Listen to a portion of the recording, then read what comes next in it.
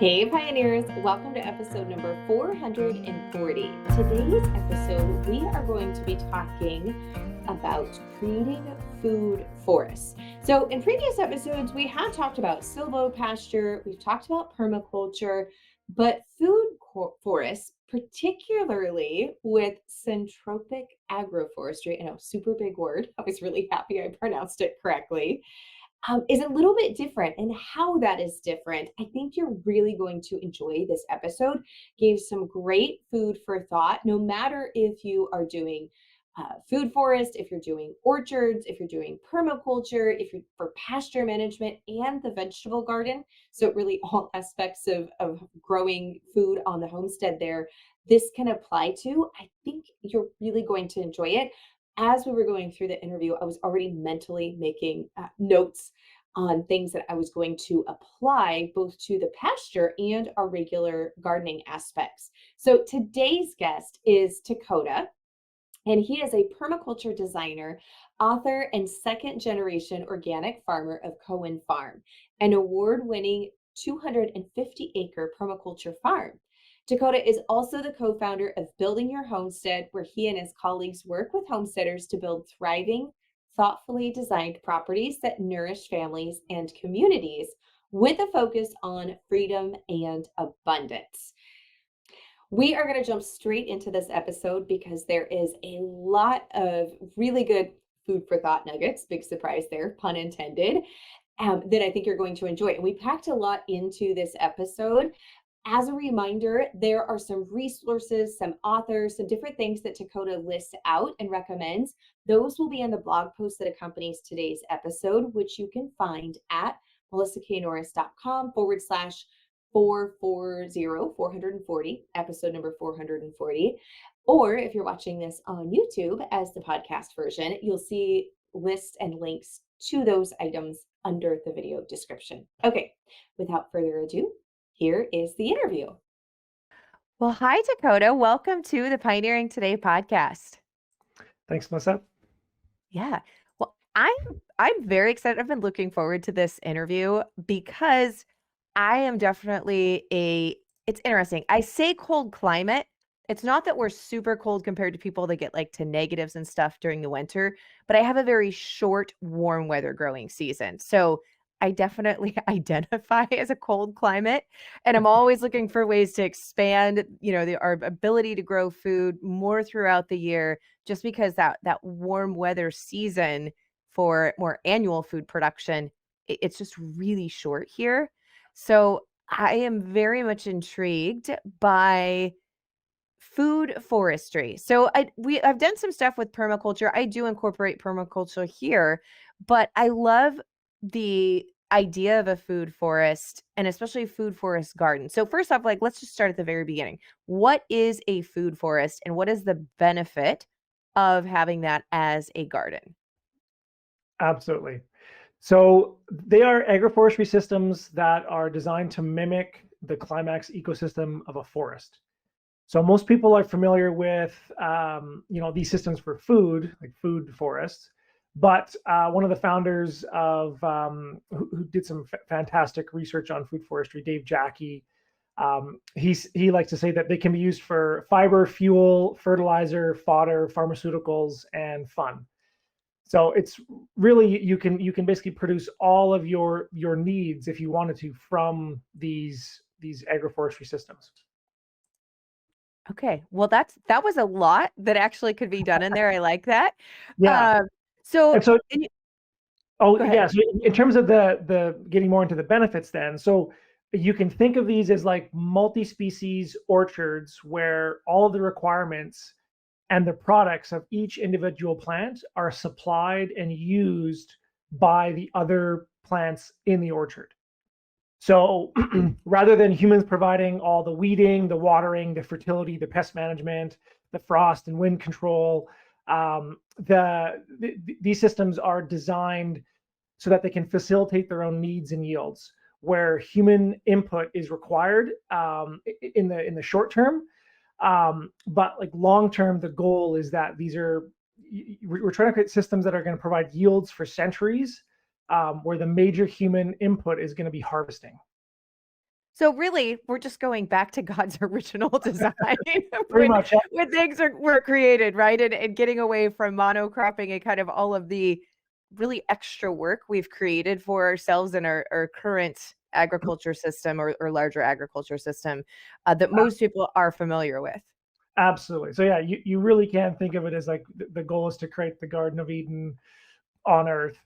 And so getting into like more like the specific benefits. So because these are perennial ecosystems, you only have to plant them once. And typically they would take the same amount of time and energy that you would usually put into establishing an annual garden. Like if you were, breaking up lawn and putting into an annual garden, they'll take the same amount of time as that. But long term, because you're only planting once, they require less and less energy each year. And yeah, at peak productivity, they'll provide way more yields per area than any annual garden system. They also need a lot less nutrients. Annual crops typically use like 4 times more nutrients than perennials. There's a lot less weeds and diseases and pests if they're designed properly. And of course, there's much greater soil health because if you go anywhere on the planet, typically the climax ecosystem or the healthiest place in any given bioregion will be a forest. And because they take so long to develop, they'll build and accumulate huge amounts of topsoil. And these food forests actually create their own microclimates. So they actually basically create their own weather. They can moderate high and low temperatures. They can actually moderate drought and heavy rainfall events. They can reduce, wind stress on themselves if they're designed properly. You get a way better diversity of yield throughout the year and from year to year. So as opposed to just having, your basic, 5 or 6, vegetables every year from your garden, that typically you're planting them and you're waiting several months before they're ready to harvest.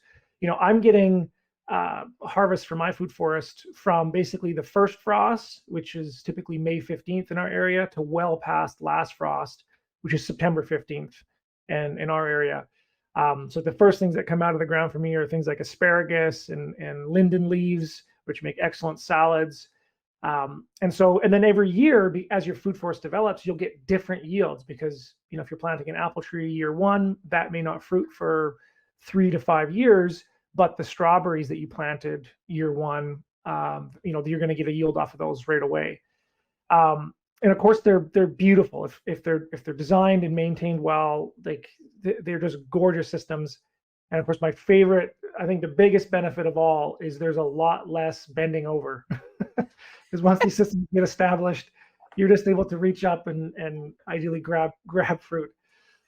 Yeah, I have to say all like the perennial areas that we have, which is primarily our fruit and berry production, quite a few of our herbs actually, and a little bit of vegetable, like rhubarb, asparagus, those types of things. And then like stinging nettles, which are actually medicinal and edible. But yeah, there's something about the perennials that I adore because of that less work. Like it doesn't matter if I didn't get to planting them on time, didn't get to seed starting, like whatever it might be. And of course there's some ebb and flow a little bit, like some years will be higher production than others based upon, different things like that. But yes, the older I get, the more and more we are moving into perennials and either just enlarging the amounts that we have of them, just putting in more, or just bringing in other varieties and getting more beds and stuff established. So I can 100% agree with all of that. So talk to me now. Some of these are big words, so explain this. But syntropic agroforestry. So is that different from a food forest, and what exactly does that mean? Yeah, so I would say they have the same goals. However, I actually just recently came across the term syntropic agroforestry, and even though it's been around since the 80s, really, it came about around the same time that permaculture was picking up steam. But it's just now getting into North America, whereas permaculture and food forestry has just been around it's more common than syntropic agroforestry. Yeah. Yeah, they have the same goals. However, the work that's been done around the Syntropic Agroforestry, I would say, is a lot more systematized and a lot more distilled.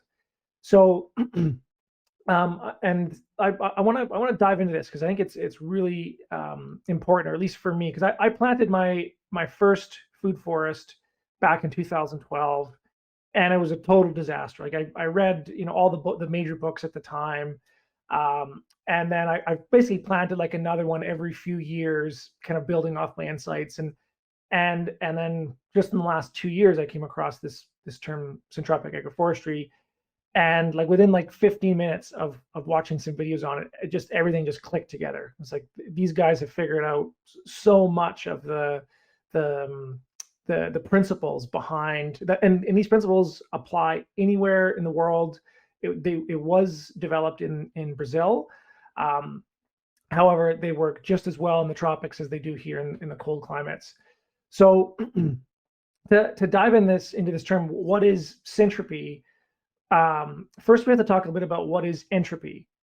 So entropy is a term that's used in like systems engineering, or like the laws of thermodynamics, and it's a measure of how energy is dispersed in a system.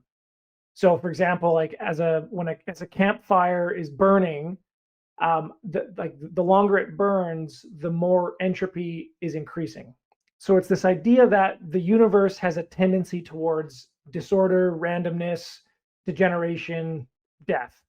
And it's basically the idea that the longer we go on through time, it's all downhill from here. Ever since the Big Bang, or God created the universe, or whatever your cosmology is, the predominant paradigm in the current scientific ideology is basically the summarizing the three laws of thermodynamics. You can't win, you can't even break even, and you have to play the game. So this is really modern industrial agriculture in a nutshell. Like, you put in huge inputs every year in fertilizer and herbicides and tillage, and yet every year we get declining quality and quantity of yields. Yeah. And so this is how, like, the current the scientists see the world, is that's how we have to play this game, and that's all there is. However, there is a growing kind of counter to that, which is this idea of syntropy, and it's the opposite of entropy. It's the idea that in the universe, that life and energy is actually increasing over time. So the universe has this tendency towards complexity, structure, order, and ever increasing life. It's this upward spiral, right? And if you believe in the current understanding of our planet, there's generally believed to have been 5 mass extinctions on this planet, where there was an asteroid or a supervolcano or a comet, or there was a mass of algae in the oceans that grew and then sucked all the oxygen out of the air. There's been 5 times in this planet where more than 80% of all the species on this planet have died. And yet it keeps coming back.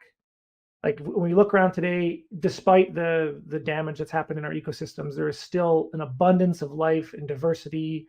And even if you look at like a concrete sidewalk that's been there for a couple 10, 15 years, you'll already start to see life breaking that up, decompacting it. The weeds, or you'll see in these abandoned cities, or like for example Chernobyl, the city around the nuclear plant that melted down. There's now a greater biodiversity around that disaster zone than there is anywhere else in the region. And so that's really the essence behind syntropic agroforestry, is that there is a force in the universe, whether you want to call it God or Great Spirit, or the force, whatever you want to call it, but there's something in the universe that wants to create something rather than nothing, and that when we partner with that force, we can actually exponentially increase the abundance here and now. So you could kind of see this debate between entropy and syntropy is whether or not is the glass half full or is it half empty? And I absolutely believe that we live in a more than half full universe that's getting better and better all the time. It's almost like that whole cosmic, like there were so many analogies and like metaphors going through my head as you were working through that and explaining it. But I'm with you. I see when you give the conditions and you help, like it's the natural.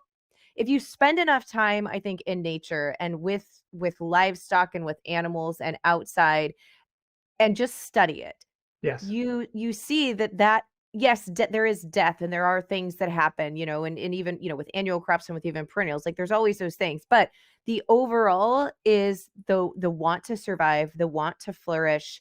And almost when we kind of step back, those systems all will begin to work together and correct imbalances if Yes. given the time and opportunity without us constantly intervening. And a lot of the issues that we have now are because we have intervened without truly understanding or even being able to see what that long-term consequence would be. Right.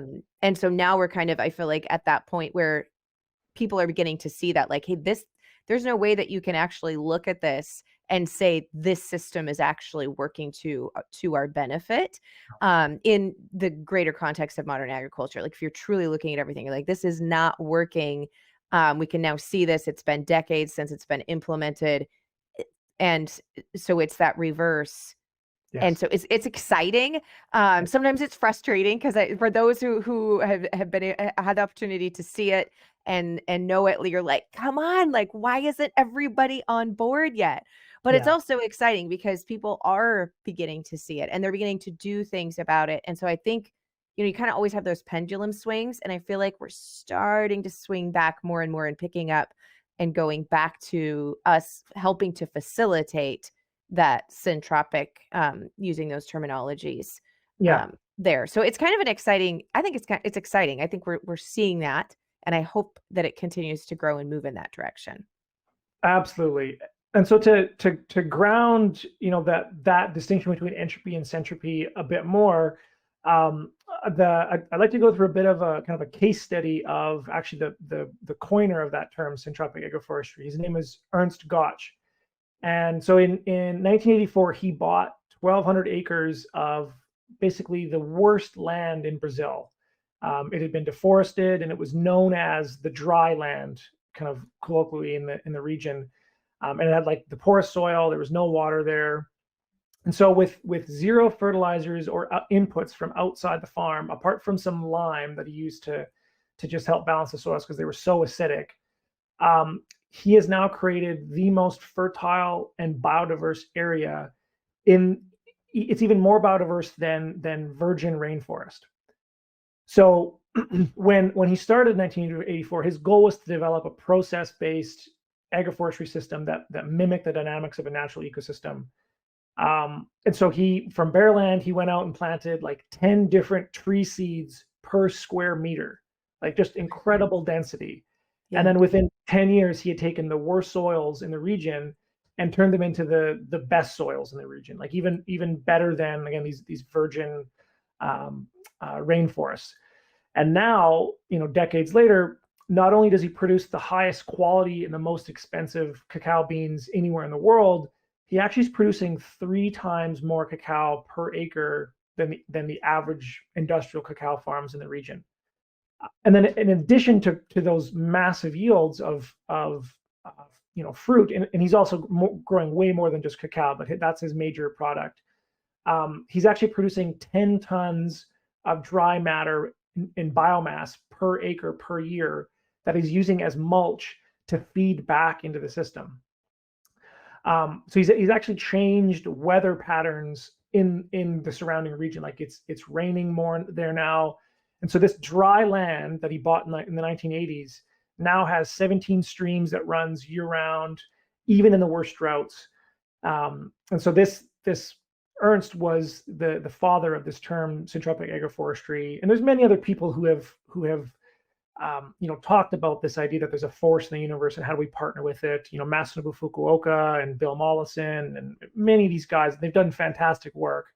But in terms of food forestry, I haven't come across anyone that has done a better job at distilling the principles of how to partner with that force of complexity in the universe to create abundance.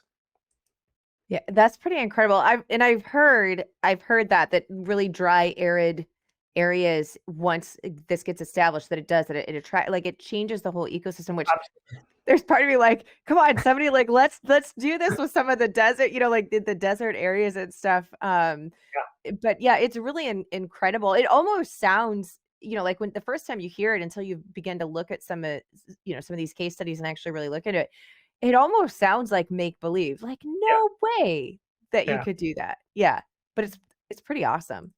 Totally.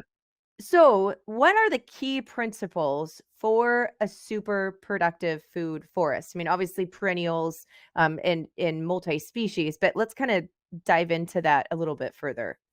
Yeah, absolutely. And and so, but actually, before we dive into those principles, I want to go through just a little bit more subtle differentiation between, like, food forests and syntropy. Okay. And so, like, if folks are interested, there's some excellent resources and videos and books that have been developed for food forests or forest gardens. Guys like Bill Mollison, Jeff Lawton, Robert Hart, Stefan Sobkowiak, who has the Permaculture Orchard here in Quebec, Canada, Dave Jackie and Eric Tonsmeyer, and they wrote the kind of Bible for food forestry. And then there's also Martin Crawford, who wrote a book called Creating Edible Forest Gardens. Mark Shepard, he's out of Madison, Wisconsin in the States. He wrote a book called Restoration Agriculture.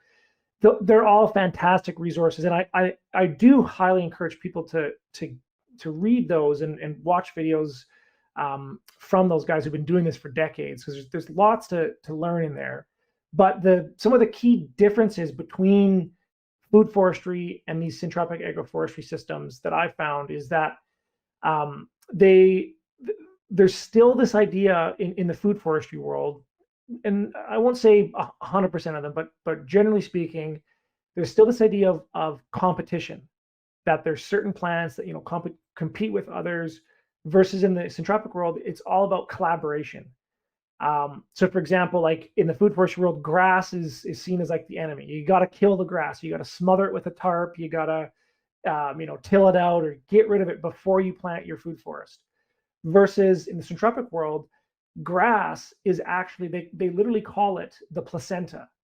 And the reason for that is because it feeds the baby food forest.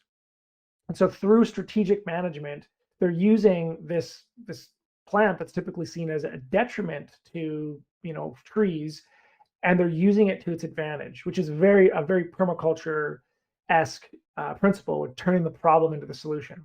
Mm-hmm. In a lot of the food forestry books that I read early on, they tended to be a lot of like random plantings, like you wanted to look like a forest. Like if you were to walk into a food forest versus just a random native forest, you wouldn't even be able to tell the difference, which seems kind of cool in principle, but in practice, it makes it really difficult to manage and harvest and just maintain throughout the years. And so in the syntropic world, everything is planted very strategically in rows. They're typically oriented north-south, ideally to maximize sunlight as it's passing over to get down on both sides of your rows. Either that, or they're planted on contour or keyline, with the goal there being you're trying to optimize sunlight and water harvesting and also make it a lot easier for management. Another really interesting thing about food forest versus syntropy is that a lot of the designs for these food forests are, you kind of plant the system and then you fight the grass and the weeds for 10 years until everything's full grown, and then you have a food forest. Mm-hmm. Versus in these syntropic systems, you're actually trying to create like a miniature food forest within the first week. And so most people are familiar with like the different layers in a forest. You've got your emergent species, your highs, your mediums, your lows. And of course, that can be relative, like whether that's 100 feet, 50 feet, 25, 10 feet, but it can also be 5, 4, 3, 2, 1 feet.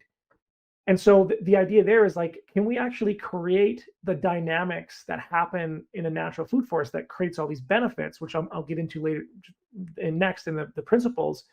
Can we create those microclimate dynamics in the first week or the first month, but with just faster growing species?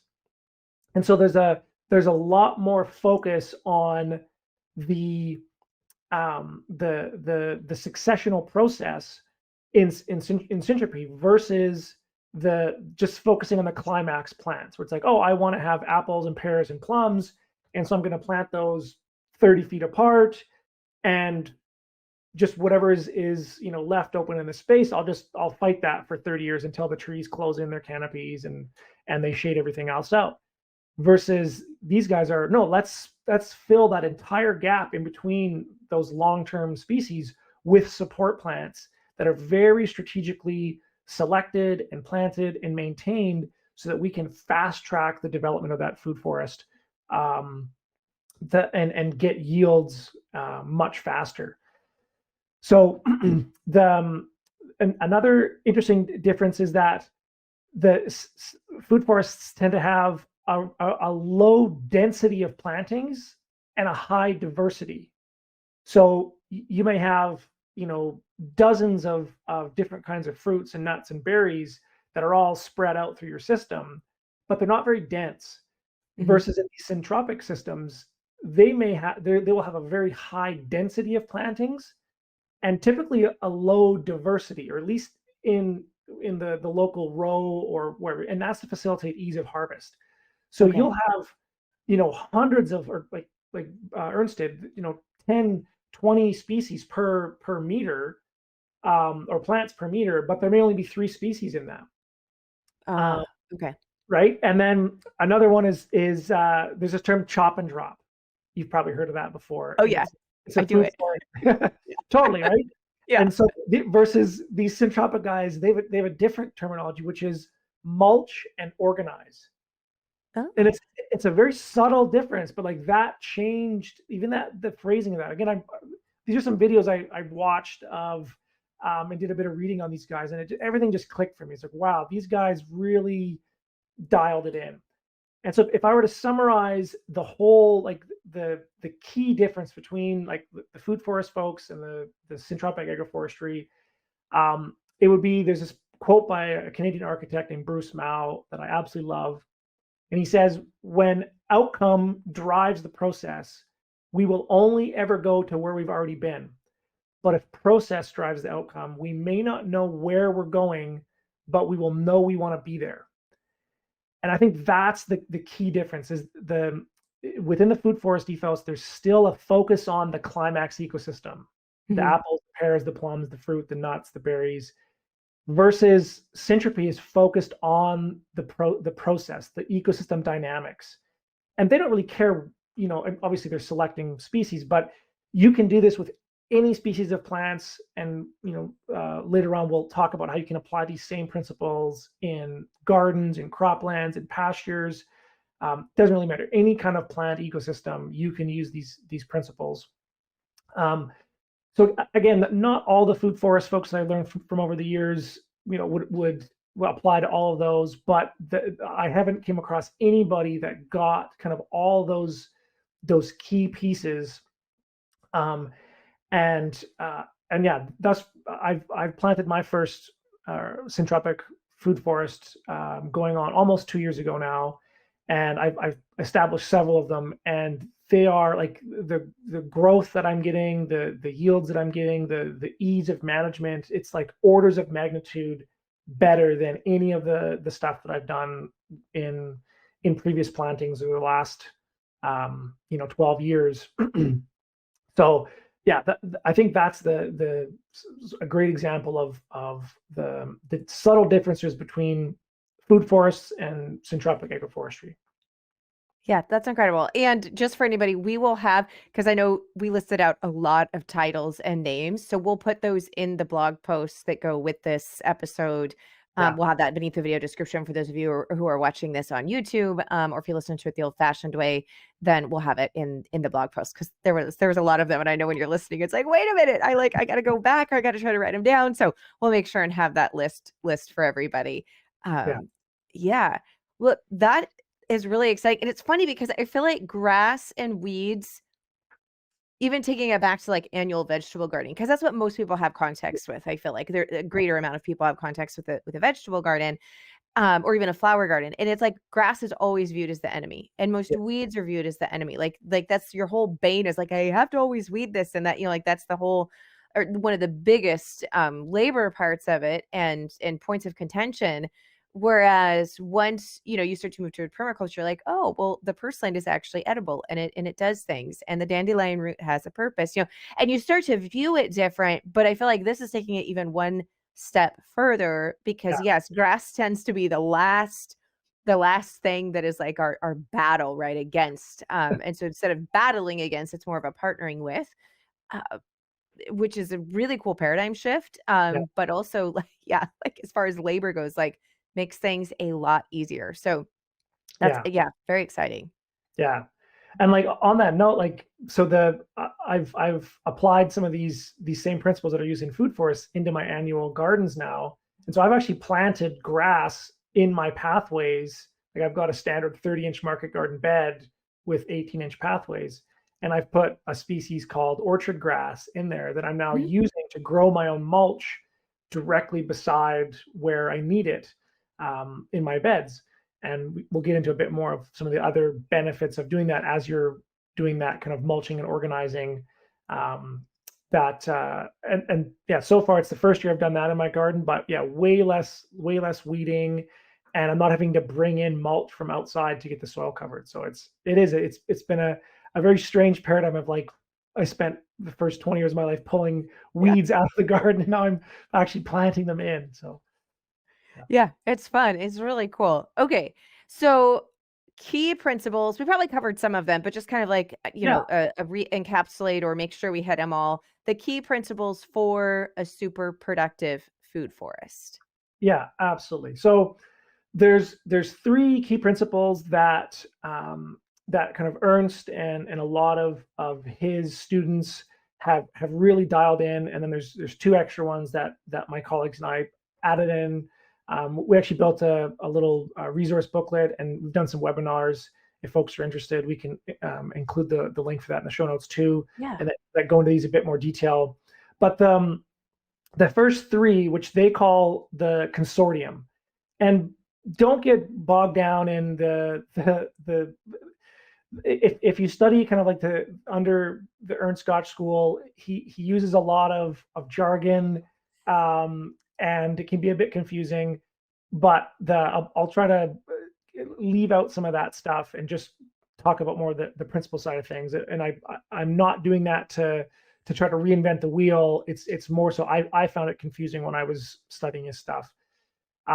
So anyways, the first of the 3 principles is something called strata, or this would be known as the layers of a food forest. So again, you've got the emergent species, these are the highest ones. Then you've got your high species, your mediums, your lows. And then in other food forest schools, they might have, the root zone, the vines, they even have like a mushroom layer. It doesn't matter. The key principle here behind this strata or layers is that you're trying to maximize photosynthesis.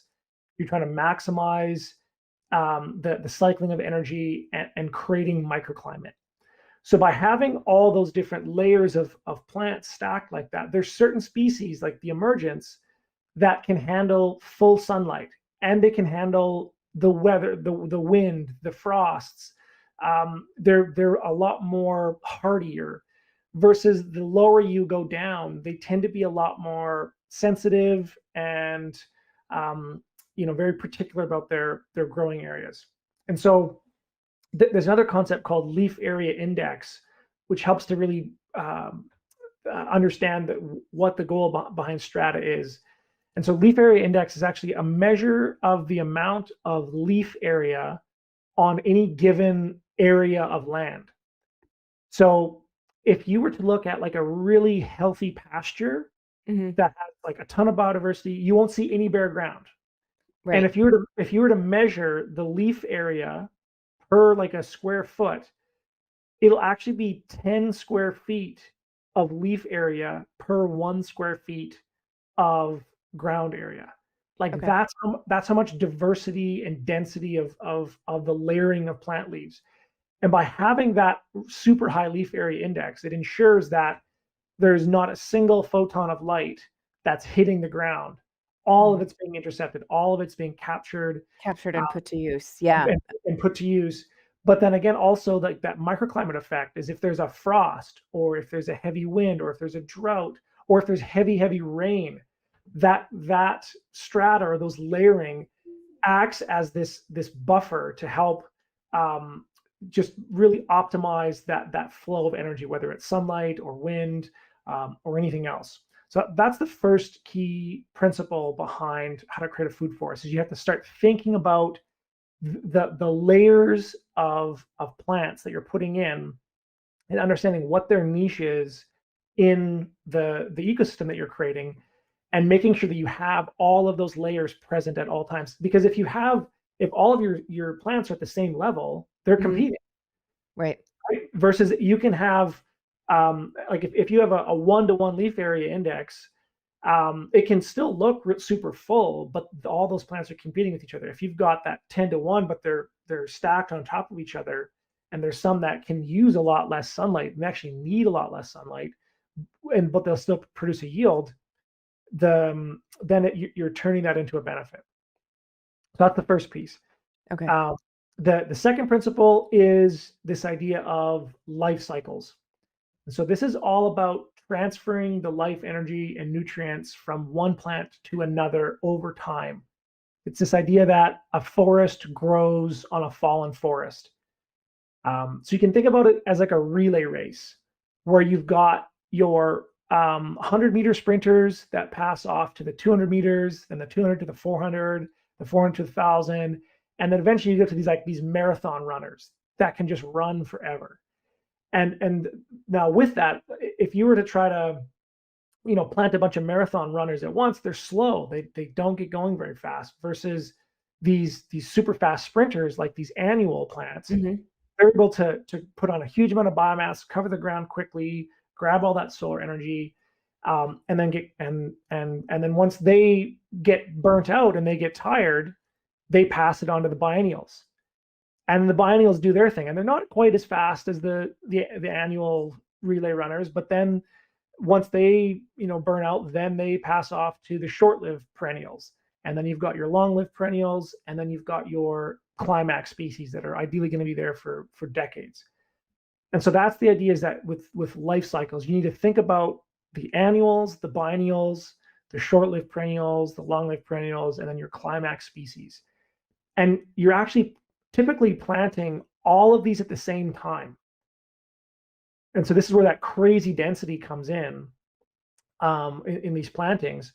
But by planting in that density, you are able to get that relay race effect, where you're getting the dynamics of a healthy forest in the first weeks of the development, because they're already starting to grow up.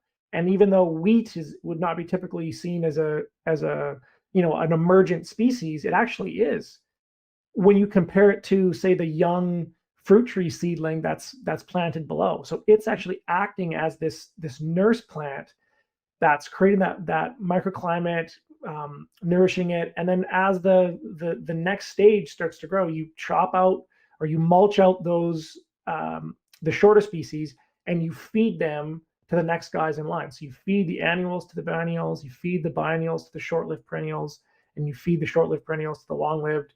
And eventually you've got this climax forest that, as apart from it taking 100 years to develop naturally, you've done it in 10 years.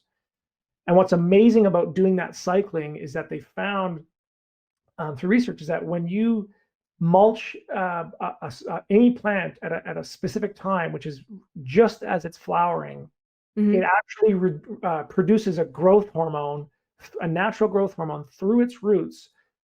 Several of them. The main one is called gibberellic acid, and like no joke, it is like a power boost for the next guys that are carrying on the baton in that growth race.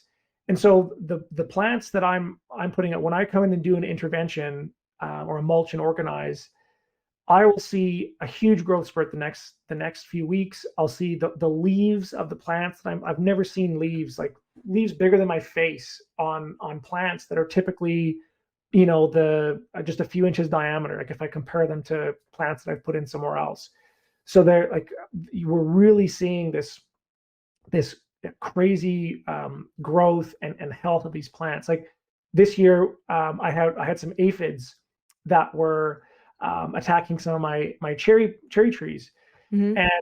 and my system is still quite young, but I wasn't super worried about it. But it was also getting to the time where all the other plants, the support plants, were starting to kind of close in around it, and it was starting to get a bit of a competition. They were starting to flower. I came in, mulched, and organized those guys out, and within 2 days, the aphids were gone. And then there was this massive growth spurt. The leaves got nice and big and dark. And then, 2 months later, you do another one as the support species grew up again. So it's this, they call it like pulsing the system is another term for it. Okay. And it's really, really cool stuff. So Yeah. and then the final principle of what they call the consortium, or the kind of the trifecta of Syntropic Agroforestry, is this idea of succession, which is that within the annuals, biennials, perennials of plants, there are certain annuals and certain biennials and certain perennials that are typically found at certain stages of the development of an ecosystem.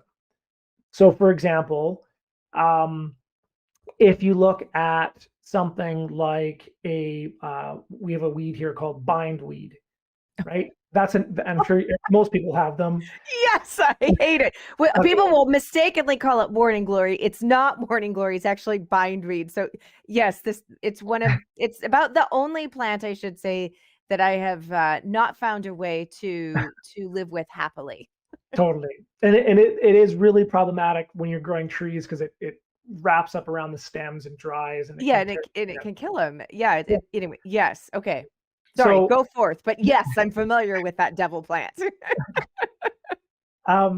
So with whatever stage of an ecosystem that you're at, whether it's a pioneer ecosystem or an intermediate ecosystem or a climax ecosystem, and they call them like establishment, accumulation, transitory, and abundance. But it goes from this, beginning where there's some kind of massive disturbance, a huge fire, a huge flood, there's a glacier that came by, or an asteroid, like everything's wiped out. You're at this establishment phase, or the pioneer phase. There are certain annuals, biennials, and perennials that will only grow in those pioneer phases. And they tend to be super aggressive, very thorny and poisonous and kind of nasty plants. So these are things like bindweed, thistles, burdock, stuff like that, where you find them in these very young, very damaged ecosystems. And then, but if you were to watch the evolution of that say that area of land that went through some kind of disturbance event over the course of 10 or 100 years, you would see that those first species, the pioneer organisms, they will give way into the next phase of annuals, biennials, and perennials that are more of these accumulators. They're not quite as aggressive. They're not quite as pokey or poisonous. They'll have a bit deeper root structures on them. And then those guys give way to the annuals, biennials, and perennials of the transitory, and eventually get to a climax forest, typically, or whatever the climax ecosystem is. And so that's the idea, is that within succession, there are certain groups of plants, and they can still be, again, those annuals, biennials, and perennials, but they will only grow in certain ecosystems. So if you try to plant apples and pears and plums and cherries and peaches and blueberries in a pioneer ecosystem, they're not going to do very well because they are not evolved. Those are climax species. They need those Goldilocks conditions that are just right. And so the idea behind this principle is how do we harness that natural succession that happens everywhere? Like you see it, there's certain plants that can grow out of the cracks in a concrete or on the side of a mountain, or they'll literally bust up rocks and make the minerals available. How do we partner with those guys and then use that the further principles, strata and life cycle, to make sure we've got emergent highs, mediums, and lows of the annuals, biennials, and perennials from the particular succession that we're at, to then advance it to the next stage of evolution to get ready for the crops that we actually want to grow. Yeah. And so that those are the three kind of holy grail principles that just took, the decades of reading and experimenting and killing hundreds of trees and wasting thousands of dollars. We live in a pretty tough climate here in central Alberta, Canada, where it's pretty rare to actually find like native forests in our region. There's just not even enough moisture for that. But yeah, since learning these principles and applying them, I've just seen a massive improvement in the growth and the health and the productivity of the forestry systems I've been planting. Yeah. Okay, that's awesome. So how do we like distill these down now that we know where they are? How do we apply these to smaller homesteads? Is it just for trees? How do we also do this into our vegetable gardening? Kind of walk me like through real life application for, kind of a backyard vegetable garden, maybe small homestead with a little bit of acreage, that type of scenario. Absolutely. Yeah. So first off, everyone's probably familiar with this particular companion planting set. It's the three sisters, right? You've got your corn, your beans, and your squash. And so that is an example of applying the syntropic principles, right? You've got the corn is your emergent, the beans are your kind of medium to high, and then the low is the squash, right? And they are all, all of their needs and yields are being used and met by the system. So the corn provides a trellis for the beans fix nitrogen for the corn, and the squash covers the ground underneath to reduce evaporation and keep the soil moist. So that's a pretty classic example, right? Now, another example or application of these principles is the idea of relay planting, right? Where you are like, as soon as you pull a certain row of say radishes that are early, like they're super fast, what are you going to plant directly in behind those guys? Or can you plant, for example, I plant typically my radishes and carrots and beets all together in the same row.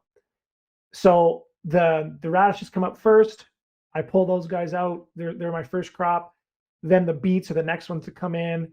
I'll pull those second, and then the carrots are the last ones that I pull because they're a bit slower growing. That's another application of that life cycle principle, right? Mm-hmm. You can also think about it in terms of cover crops when you're designing your cover crop mixes, right? How are you think about the different species? The annual grains, the wheat, the oats, the barley. How are you they can be your emergents.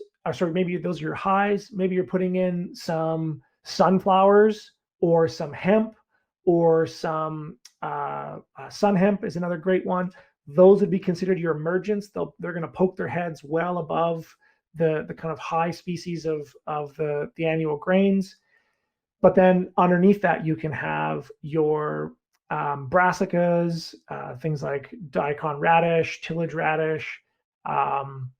You may also have, buckwheat a little bit lower down. And then further below that, you can have your annual clovers, things like Berseem clover, crimson clover.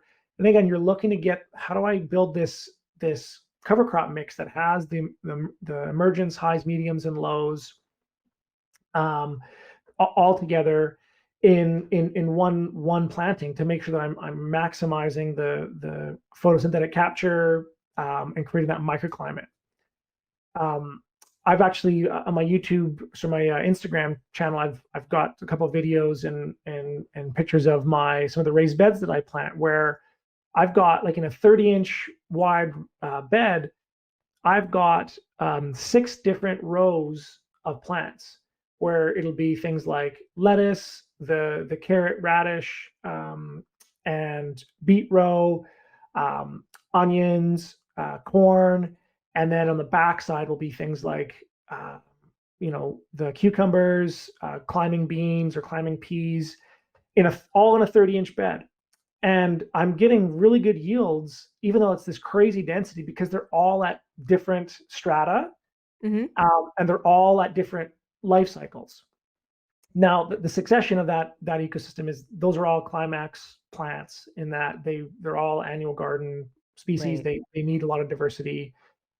So that principle is better applied when we start getting into things like, if we're trying to establish a pasture, right? So another common practice that a lot of growers will do is they'll use something called a nurse crop, which is where, in addition to planting your perennial species of your pasture, things like alfalfa and brome and timothy, or blue gamma grass, or whatever the long-lived perennial species of grass and legumes are in your area, Right. they will underseed that with an annual crop, things like oats, barley, can be even peas, and that's a pretty standard, even in the kind of industrial agricultural paradigm, that idea of a nurse crop.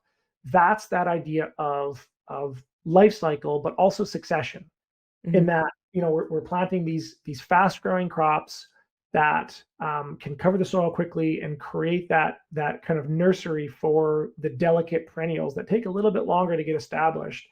And then once you harvest the annual crop, whether it's you're baling it or combining it, then it opens up the sunlight so the perennials can grow through. And I've done that on our farm with like dozens of different species, where I'll have dozens of annuals, dozens of biennials, and then dozens of perennials, all planted in the same field at the exact same time. And at each one of those stages, I'm thinking about, okay, what are the emergents, highs, mediums, and lows that are going to come up year 1? What are the emergent highs, mediums, and lows coming up in year 2? And then what's that strata going to be long term? And again, just seeing just fantastic coverage and biomass and health of all these plants, from the first week into a pasture that's going to last for decades.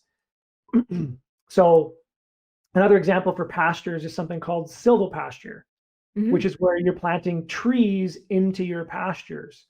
Same idea, right? You've got your trees are now your emergent crops. They're providing that shaded area. They're reducing wind, but you still got the pasture underneath that. And so again, these are all really common practices that are happening in industrial agriculture right now, and into the regenerative space too. But these principles of syntropic agroforestry really help me to take it to the next level. So for things like grain crops, you've got things like intercropping, again, super common, alley cropping, where you can have rows of trees that you're grain cropping in between. Or the intercropping is where it's just like companion planting. I know guys that are planting wheat and lentils together in the same field, and they're getting in the same field the same amount of yields of both of those crops. So they'll get 60 bushels per acre of wheat and 20 bushels per acre of lentils, which is the same yield that they would get as if they planted them on separate cropland. Right? Yeah. So that's the same idea. I've got a grain system where we produce all of our livestock grain on farm, and we actually sell it to other local homesteaders and small farmers, where I'm growing wheat, peas, barley, oats, sunflower, hemp, This year we're going to do flax, buckwheat. All those different species are all planted in the same ecosystem, the same time. They're harvested at the same time with the same combine, and then we're grinding those and feeding those to our animals. But in addition to those annuals, we're also planting in some other species of cover crops in the understory, so that when we harvest that grain off, there's something that's going to grow that's a bit longer lived, so that we don't just have bare ground going into the fall. Or maybe we can plant a biennial that comes up first thing in the spring that we can then graze with some animals before we till it and plant it again. So again, these are all really simple examples, and the final one I'll leave you with for examples of how you can apply this. And most people are already doing this. When you're arranging your flower pots, you're already doing this. You're thinking about the emergence, the highs, the mediums, the lows, the different diversity of plants, so that you've got something that's flowering at all times and different colors. And so that's a really common one. One that I want to start doing in my house is doing that with my house plants. So as opposed to having like one type of plant per pot in my house, I want to start putting them all together and seeing, can I create these kind of micro ecosystems that have these different layers right in my own house. Yeah. Well, we kind of actually naturally touched on this, and that is incorporating the animals into the system. So gardening with livestock, obviously silvopasture is one way of doing that.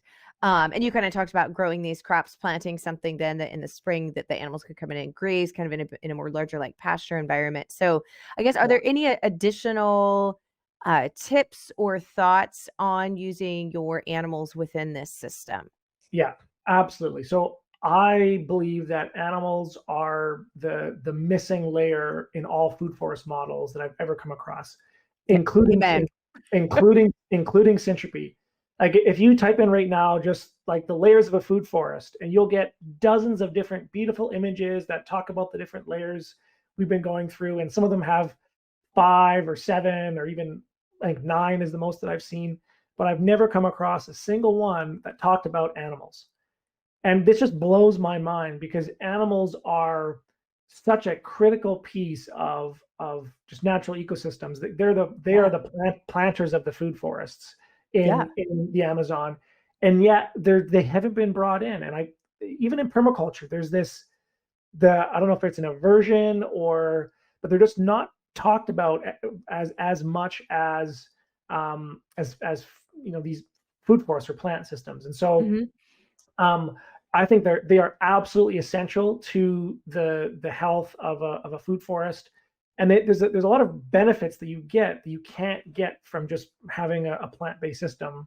And so the biggest one, I think, is you can upgrade low value plant material, so things that you can't eat yourself, into high value meat, milk, eggs, bones, fats, fibers, fertilizer. I think there's thousands of plant species worldwide that are toxic or just not digestible to humans, that you can feed to most animals, and they just convert it into a superfood. Like that's amazing. Another benefit is, I encourage you to do the math yourself. Go and look up the price per pound of organic fertilizer, and there's different kinds, and then look at the price per pound for organic livestock feed.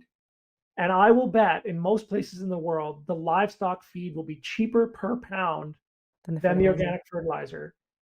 And I think you'll actually get a higher quality fertilizer out of it. And you get eggs and milk and meat and all these other things. So like the same thing, like if you're buying in, and that can be whether it's chickens, or you're buying feed for hogs, or hay for ruminant animals, it doesn't matter. There's more. There's the value of the fertilizer that's in a round bale of hay exceeds the value of the hay that you're buying, right? And so that's just to not do that, to not harvest that fertility and bring it in and get the additional yields is just crazy to me. Go ahead. I was just saying, well, one thing for us that we've noticed is bringing in the ducks, and the duck, like we already had chickens for eggs and meat, but the chickens, especially in the annual, I should say, the annual production, chickens can be quite destructive. They're great to put it in the off season, not so great in the beginning and growing. But the Yeah. ducks for us have been phenomenal. Now I live in a really wet climate overall, Yeah. so we have a lot of slug and snail problems. I mean, and the ducks have completely balanced that. Yeah. And so they are always like in the orchard, in the berry plants. I let them go through the annuals after they've, reached a little bit of height. If they're little tiny baby seedlings, sometimes they'll just decide to help themselves to a snack and they take all of the leaves and then it can't grow anymore. But after a certain height, but I mean, I'm just like, I don't know why I didn't know the ducks would do all of that stuff. Like I wish I had brought them in, decades ago versus about 4 or 5 years ago now. Totally. Yeah, so it's just been amazing to see them even help to balance when you have an overpopulation of a certain pest, which for us is slugs predominantly. But yeah, and Yeah. then they're obviously their droppings and stuff. I haven't found them to be too hot just running through because it's not like concentrated. It's just as they go through, they poop and make a little bit of a mess, but it's not ever burnt anything. No. No. Yeah, I mean that's just one species alone, but that's just been phenomenal for us. Absolutely. And so, yeah, that is one of the other key benefits is they can do your weeding, your pest control, if they're managed properly. And I would say even chickens, there's a guy that I met years ago who found that, yes, if you let chickens into a garden when it's young, they'll just destroy it because they'll scratch out the seeds and peck all that stuff. But even once it gets a little bit bigger, same thing. If you were to put them in for the whole day, they would destroy it. But what he found is if you let your chickens out just as the sun is setting, or it's like the sun is set and there's like that hour of kind of twilight Activity. left, Yeah. I mean, you let them out, then they will go through your garden, but they will only look for the pests because they know they only have like 30 or 40 minutes before it's pitch black and they got to get back to their coop. And so he found by creating that really strategic timing of when he let them out, he was able to get a similar effect with chickens. And so this is why I say that permaculture is all about doing the right amount of the right thing at the right time in the right place. And if you get any one of those variables wrong, it won't work. Right. So another benefit that is just super key in brittle or dry ecosystems is that animals are they are the missing link in the nutrient cycle.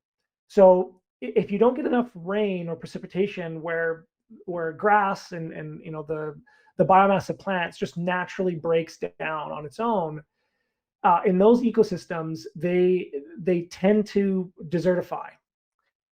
Because the nutrients aren't cycling because they're bound up, and you'll see the grass that goes from green to brown, and then it just stays there and it doesn't do anything. Again, certain places in the world it's not an issue, but in our ecosystem, in the dry prairies, if we didn't have animals that were there to eat that grass, push the grass material into the ground, get that soil contact, and then put their manure and urine all over it, which adds that nitrogen to it.